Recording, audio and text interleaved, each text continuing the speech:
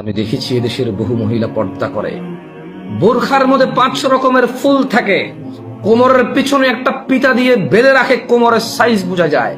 দেখেছি এদেশের বহু মানুষের হিজাবের নামে হিজাবের মধ্যে জরি, ঝরকা, ঝুমকা, দেখেছি সোনালী গোল্ডেন কালার চকচক করা কিছু একটা তার হিজাবের মধ্যে।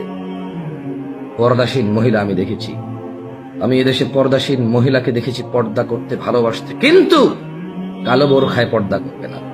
নীল, লাল, বেগুনি এবং হিজাবের মধ্যে এখানে গোলাপ, সেখানে চামেলি, শিউলি, চম্পা, কত রকমের ফুল রাখতে। আমি দেখেছি এখানে বহু মানুষ পর্দা করতে, পর্দাকে ভালোবাসতে, কিন্তু কোন পর্দা?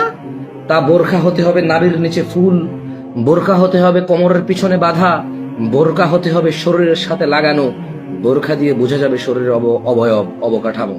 সেই পর্দা ভালোবাসতে দেখেছি বহু মুসলিম বোনকে, ওই পর্দাকে ঘৃণা করতে দেখেছি। ওই পর্দা, আগের পর্দা বলতে শুনেছি বহু মুসলিম বোনকে, যেটা কালো হবে, যেটা ঢিলে ঢালা হবে, যেটা দিয়ে শরীরের অবকাঠামো বুঝে যাবে না। দেখেছি বহু বাবাকে তার মেয়ের জন্য রং বেরঙ্গের ঝকঝকে চকচকে পর্দা হিজাব কিনতে, এবং তা দিয়ে ছবি তুলে ফেসবুকে ছাড়তে দেখেছি আমি বহু বাবাকে, যারা তাদের মেয়ে পর্দাশীল করতে চায়। আমি কি বলবো আপনাকে, আমি বহু কিছু দেখেছি, আমার এখন মনে আসছে না। আমি বলছি না আমি খুব ভালো, এগুলোর ঊর্ধ্বে আমি নিজেকে এর ভিতরে রেখে কথা বলছি। আল্লাহ আমাকে ভালো হওয়ার তৌফিক দান, আল্লাহ সুবহানাহু ওয়া তাআলা আমাকে ভালো হওয়ার তৌফিক দান।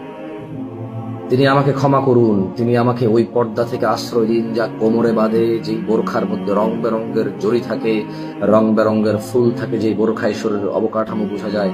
তিনি আমাকে ওই রকম পর্দার বুঝ থেকে আশ্রয় দান করুন।